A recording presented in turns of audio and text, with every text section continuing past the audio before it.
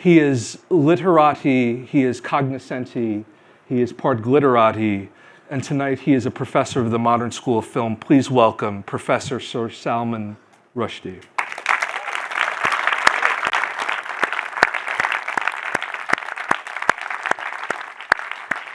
An episode of The Golden Girls, you know, also without being in it. I was always on a different floor of the hotel. You know, Salman Rushdie just went up in the elevator. People run up. No, he just went downstairs. Anyway, and I was on an episode of Cheers. Yes. There was a late Cheers.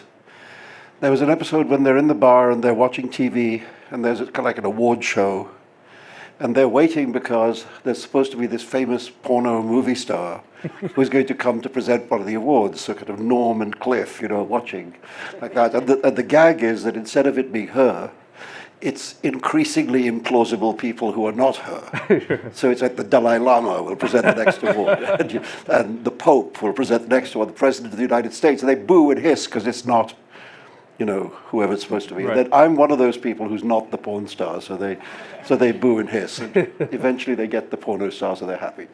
Well, yeah. So I have this invisible career in American sitcoms. Well, it's kind of funny and also prescient. Acting was, you once said, an unscratched itch. Yeah, that's the other thing I wanted to do. I mean, when I was at college at Cambridge, that's what I mostly did. You know, I mean, I did a lot more of that than writing or working. In fact, I had this scholarship at Cambridge, and they didn't like it that I was spending so much of my time involved in student theatre, and so they threatened me with. I mean, the scholarships at Cambridge are sort of like in name only. They give you like £100, right, you know. Right. So it's an honour rather than anything that helps you. Yeah. And they threatened to remove it if I didn't give up the acting and concentrate on my studies. Really? Yeah. And so I said, okay, remove it, and they did. So I lost £100.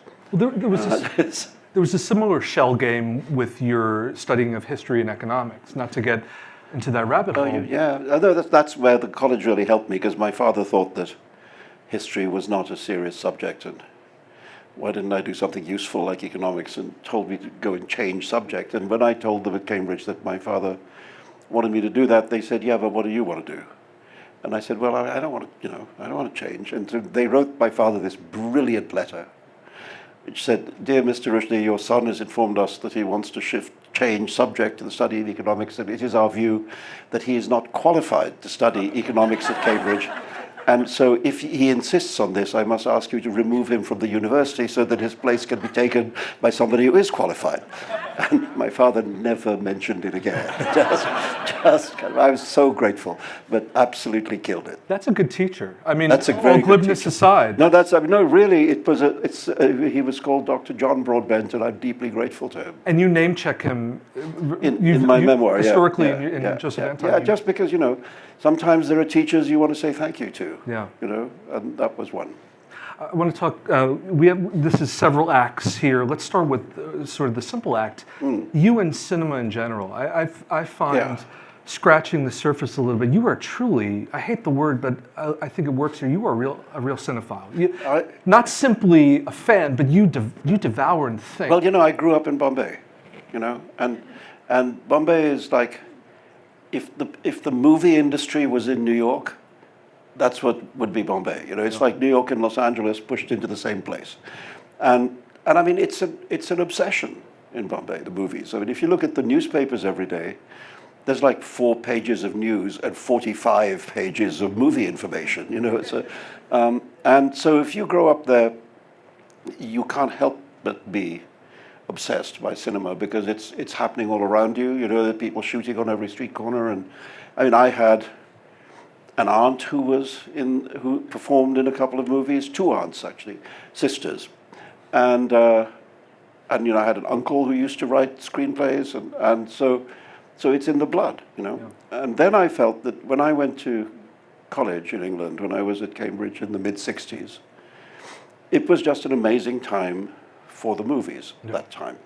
I mean, that moment from the mid-50s to the mid-70s, is like the golden age of the sound cinema, you know, and it's very hard to explain now to people what it was like when that week's new movie was La Dolce Vita, you know, and the week after that, it would be Bergman's The Seventh Seal, and the week after that, it would be a Kurosawa movie, and the week after that, a Satyajit Ray movie, and et cetera, you know, and a few American filmmakers mixed up in there, like, no, I mean, like Arthur Penn, you know, people like that. So maybe like Sam Fuller or Nick Ray or somebody in that. Yeah, but I mean, it was just the most extraordinary time to go to the cinema. And I remember going to see, there was this little movie theater in Cambridge called the Arts Cinema, which of course is long gone, and like everything else, it's a coffee shop, you know. And I feel I got my education in that building, you know, because I would go several times a week. I mean, I remember going to see Alain René's film L'année dernière à Marienbad, last year in Marienbad. I went to see it 3 times consecutively, consecutive performances, to work out what the hell was going on. It couldn't have worked. I mean, is 3 enough? It's difficult. But what it did is, you know the matchstick game? We're going to reference that, but I know this was something you actually... I solved it. Yeah, oh, you did? Yes. I'm now able to play that. There's this wonderful scene in it where the bad guy, Sacha Pitouev, challenges the good guy to the game and says, you know, peut pas gagner, you can't win. And the other guy says, you know, it's not a game if you can't lose. Right. And he says, je peux perdre, mais je perds jamais. I can lose, but I never do. And I'm now able to say that. Well, to wit, the original source material, the author was someone you knew. It's Alain Robrier. And it's because it's based on jealousy. Yes. Well, it's a. And he wanted to put you in a film. But he was old and not really doing that much by that time. He had this idea to make a film in Cambodia, which would be called originally Cambodia. And he wanted Jean-Louis Trintignant and the actress Ariel Dombal, who was in several Eric Romer movies, to be the main people. And it's supposed to be about Trintignant plays this war pilot whose plane crashes in the jungle in Cambodia, and he's delirious and sick, and he's being looked after by tribes people in the jungle, and he has these fantasies about this girl back in Paris. And meanwhile, he's being looked after by this, as Robrier said to me, by un médecin assez sinistre, a doctor, a very sinister doctor. And that was supposed to be me. I could see it. But it never got me. I kept saying to him, would you send me a script? And he never did. Yeah. So I don't know how much this was just a fantasy of his rather than a real project. We're going to talk about, you talked about cinema in India, and it's interesting in terms of volume. I think people often underrepresent or don't even acknowledge how many films came out of India. You know, we're going to talk about Ray in a moment, but early 50s, mid 50s, that was actually the producerially the capital. The thing that was amazing about that post-independence, like Indian independence was 1947, so so from then till about the early 60s, the Indian movie industry was really quite seriously involved in the project of nation building. You know, I mean, the films were supposed to be there to create an image of the country. Yeah. You know, so even the big commercial cinema, you know, films like Mother India, so on, you know, Mother India is kind of like the Gone with the Wind of India, but they were there in order to create an image of the nation. You know, and so even the commercial cinema was pretty good. You know, and now the commercial cinema, I mean, the moment at which the West discovers what is now called Bollywood, it never was called that, is the moment in which it's become absolutely crappy. You know, I mean, now the films exist in order to showcase 6 music videos, which then spin off and are not even, they don't even have the same actors in them as the film has. So at this sort of crapulent moment in the history of the Indian film industry, everybody in the West thinks it's great. You know, watch the old movies. Watch the movies from the 50s. It's interesting, and I don't want to steal Ray from the moments ahead, but Satyajit Ray started in 1947 the Calcutta Film Society. Yes. So it's interesting that timing, independence. Yes. You know, anthropologically, that's the moment, right? I was thinking of Bicycle Thief. Those moments where the filmmaker said, hey, this is Italy post-World War II. Yes. through cinema. Exactly. Well, neorealism did in Italy more or less the same thing as these filmmakers I'm talking about. And Ray, of course, was given his break in a way by Renoir. Yes. Jean Renoir came to India to make a film called The River. The River, yeah. And Ray was first AD, Yeah. on that, and always said that he learned everything from watching Renoir make films. And how Renoir encouraged him. Yeah. When after he had seen The Bicycle Thief, you must make this film. Yeah. We will get to Ray aplenty. I always do this thing, kind of my own ESP when I invite a guest. What film will they show before we even spoke? And you, like a true movie lover, the consternation of the choices was amazing. But I always do my own sort of plumbing. Some of the movies, one of the movies I thought you might show is the Decalogue, the Kozlowski film. Yeah. I don't know if that's a film. Yeah, I do. Well, I mean, it's 10 films, but yeah. Right, exactly. But kind of a triptych times 3 plus 1. Yeah. Was that a film that? Yeah, I like. I mean, but I came. Obviously, Kieslowski is later than some of the stuff we're talking about, but certainly. Yes, I only located because I also dramaturgically, what I loved about this film was recurring characters, and Ground Beneath Her Feet, I know characters have come in, this sort of meta cinema piece. Yes. It also got me thinking recently about Umberto Eco. We were talking a little bit about Umberto Eco, who passed away in February. Eco spoke so eloquently about cinema. I don't know if you'd read any of his cinema writings. Yeah, a little bit, yeah. On semiotics. Yeah. Talking about films. Yeah. Well, we got to know each other quite well, Eco and I, by a very accidental way, which is that I had trashed one of his books, and then I met him. I'd been asked to review Foucault's Pendulum, and I really didn't like it, and said so at length. And then about a week later, I was invited to a literary thing in Paris, and the first person I see walking towards me in the corridors of this building is Eco. And he did this incredibly generous thing. He came up to me, he spread his arms, and he said, "Rushdie," he said, "I am the bullshit Eco." and so then we became friends. And then Mario Vargas Llosa became a part of that conversation, and we ended up doing, the three of us ended up doing a kind of triple act around the world. We did joint events in France and Italy and England and here and everywhere. And Eco decided that we should be called the Three Musketeers, and I said, why? And he said, well, because first we were enemies and now we are friends. And it turned out that Eco had attacked Mario for being too right-wing. Mario had attacked me for being too left-wing, and I had attacked Eco for not liking his novel. So we had each trashed each other. Strange bedfellows. And then we met, and we all got on incredibly well. And so we became, we Three Musketeers, only two left. What's interesting, he wrote an essay about semiotics, cinema. He talked about Woody Allen, actually, how Woody Allen in Bananas uses the Odessa Steps section. Oh, yes. Yeah. And a film we're going to talk about in a moment, actually, Raiders of the Lost Ark. That film, there's a recall process in film that's almost, it's not that it's precognitive, it pulls on that which we know already. Yeah. Do you think cinema does that uniquely in the sense of self-referentialism? No, I think books do it too. I mean, there's the Odessa Steps sequence is also echoed in The Untouchables, isn't it? In Brian De Palma's film, where there's exactly with the baby carriage. Yeah, baby carriage going down the steps. So, no, I mean, I think all art to some degree comes out of other art. It also comes out of other things like the artist's sensibility and so on. But I think it's impossible to write a book without having read a book. So I think it's quite normal that books refer to other books and films refer to other films. And actually, of course, in the case of, for example, New Wave cinema, film refers a lot to books.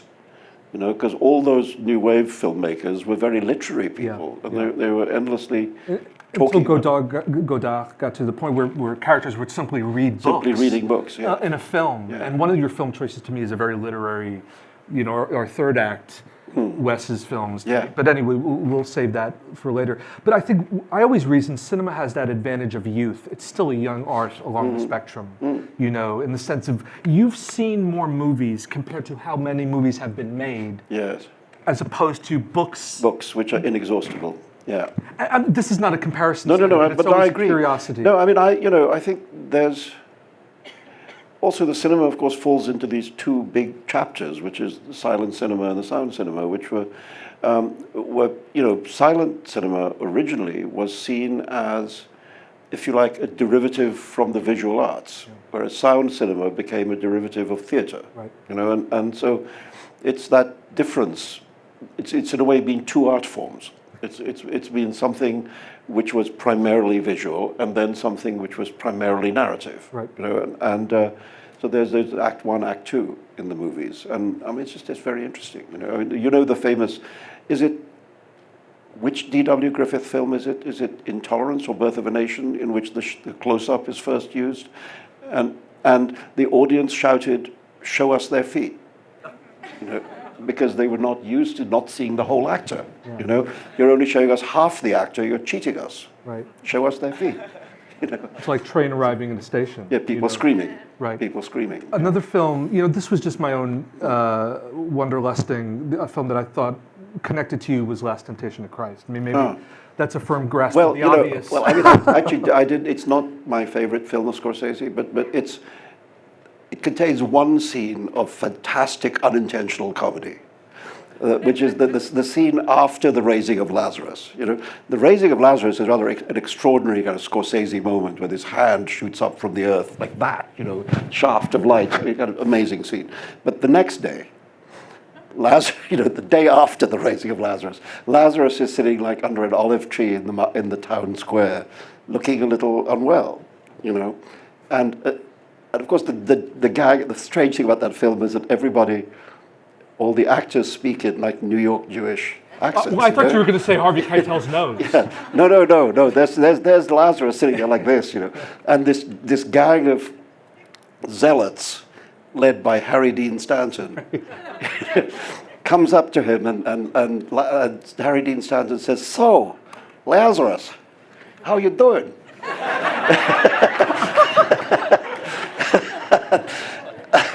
and Lazarus replies. He says, I was dead. Now I'm alive. So it's a funny thing. It don't feel so different. And the audience falls off its chair laughing, and they're not supposed to. So anyway.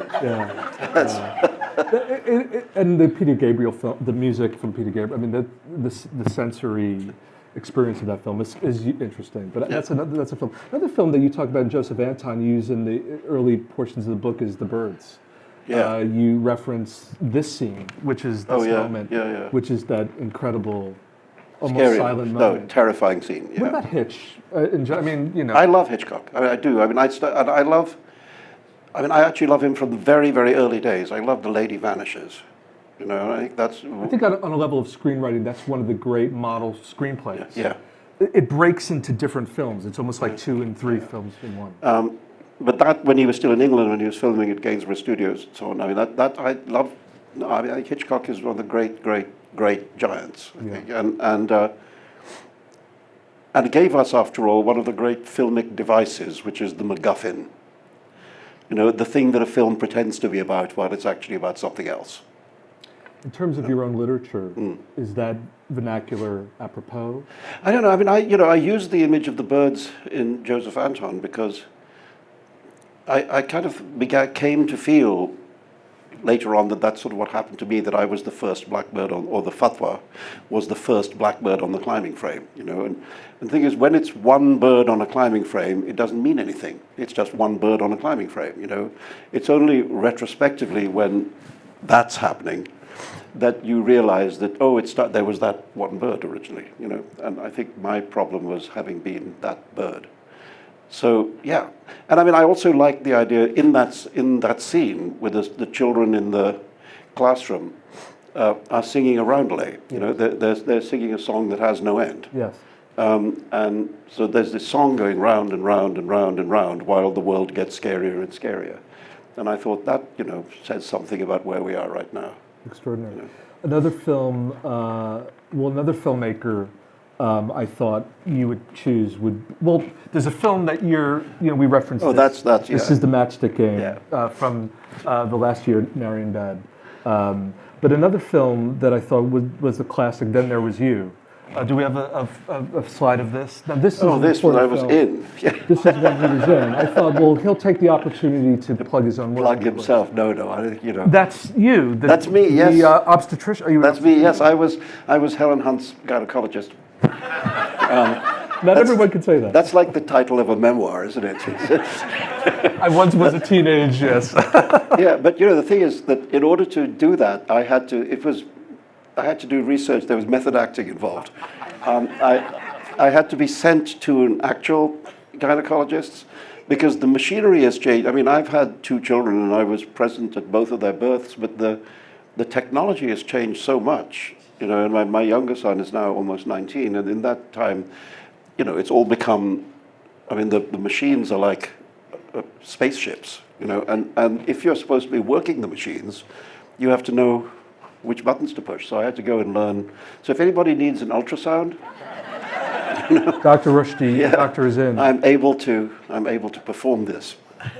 Note to self. But it was like, you see, I mean, in fact, Bette Midler's not in this shot, but I mean, it actually was amazing to be in this movie. I mean, I was there for 2 days, But I was in the movie with Helen Hunt, Colin Firth, Matthew Broderick, and Bette Midler all in the same scene, and me, and no pressure. But, truly, as we wrap up this, what you would have chosen, I thought you would choose a Stanley Kubrick film for the obvious reasons. Yeah.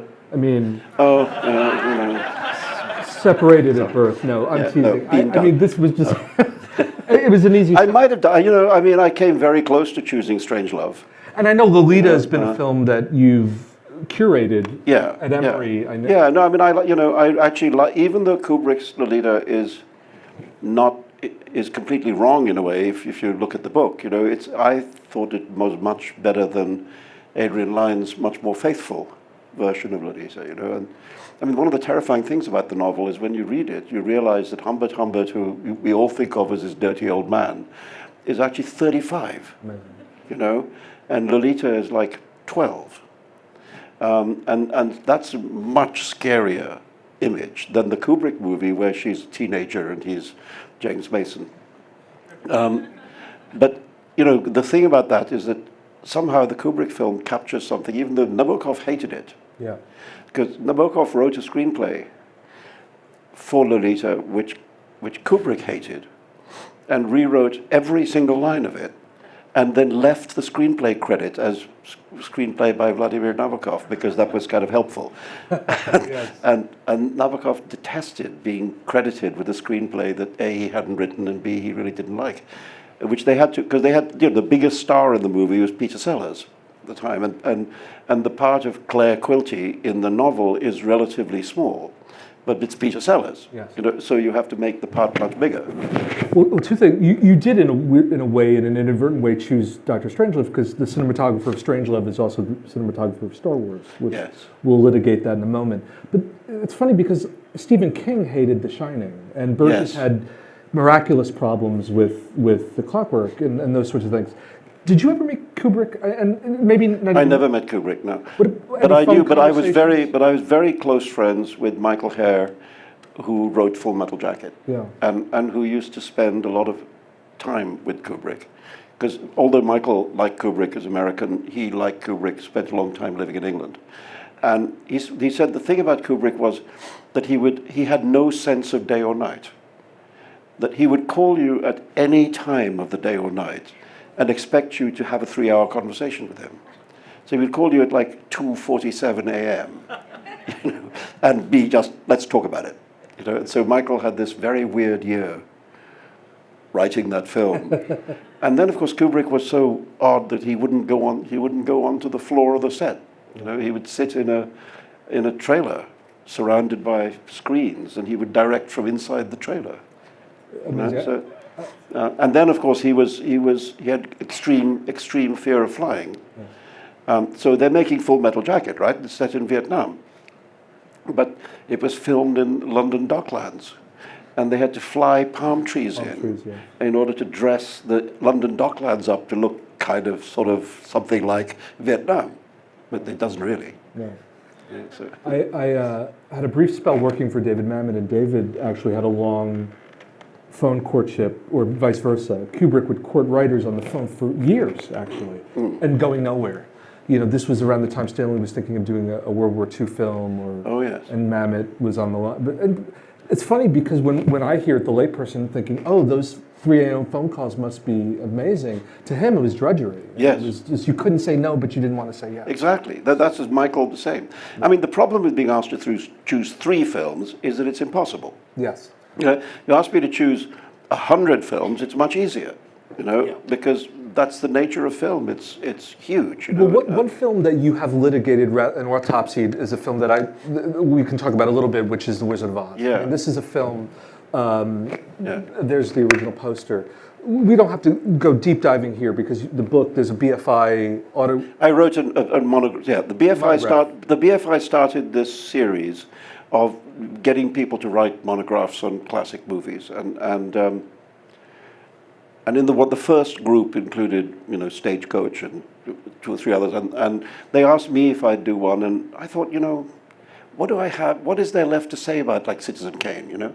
I mean, good film, and and so then they sent me a list of that list, of the 500 best films ever made, and I was scrolling down the list, and then I saw The Wizard of Oz, and I thought, oh well, I maybe have something to say about that, because it was a film I saw as a kid in India, and I went home from seeing the film and wrote a story called Over the Rainbow. Well, it's interesting you make that distinction that the film was a literary influence, not the book as such. Yeah, the film, because I hadn't read the book at the time, never heard of the book. I came across the book much later. Yeah.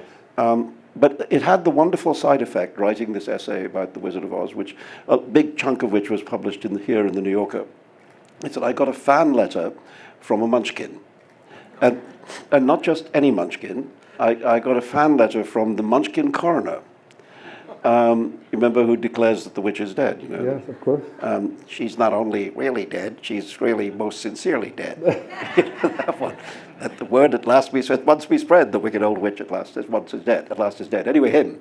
He was an actor called Meinhard Robber, and he was in his great old age living in a J.C. Penney retirement home in Fort Lauderdale. And he sent me a note saying that he liked my essay. And in the letter, he had attached like a color Xerox of his big scene. If you remember his big scene, he's on the steps of the Munchkin Town Hall with this hat that goes like that. And he has this scroll, and on the scroll in Gothic letters, it says Certificate of Death. And underneath it, he's filled in my name. So I have a Munchkin death certificate, And there was a minute when I was thinking, how funny is this? And then I thought, no, I had this image of him in his room in Fort Lauderdale, in retirement, and this was the great moment of his life. And I thought, by his bedside, he's got a stack of these color Xeroxes, and he's just shooting them off to everybody, filling in their name. You call Dorothy is like the boring Marx brother. And it's an interesting comment because I was thinking about the Marx Brothers, Margaret Dumas, who was always the matron. Yes. And Groucho said the great thing about Margaret is she doesn't know it's a comedy. We spin around her. She thinks it's a drama. She's taking it seriously. And it is interesting about Judy Garland and all these elements that swirl around. But also it's about, the other thing I think it's about is about how useless grown-ups are. Yeah. All the adults in the film are incompetent. Aunt Em and Uncle Henry can't save her dog. And then everyone, like the companions, the Cowardly Lion is cowardly, etc. They're all useless. And even when she gets to the wizard is a fake. Pay no attention to that man behind the curtain. He's a fraud. And so then she has to go and she has to be the adult. She has to go and confront the Wicked Witch of the West. And there's even an extraordinary moment when the witch gets the water on her. There's this moment where literally the witch grows down. The witch is going down that way, and Dorothy is bigger than her. And so it's about becoming a grown-up, about becoming, not having to rely on adults, discovering that adults are fallible and useless, and having to do it by yourself. I think it's a film about growing up. It's also interesting as we look at the dramaturgy of tonight, this kind of image that we threw up here, this sort of antecedent, these cousins. Yes, yes. No, well, obviously, the Tin Man these formal cousins. is C-3PO's illegitimate father. I mean, no duh, I right? mean, just imagine how the Tin Man would go about having a child. It's hard to, let's not even go there. Yeah.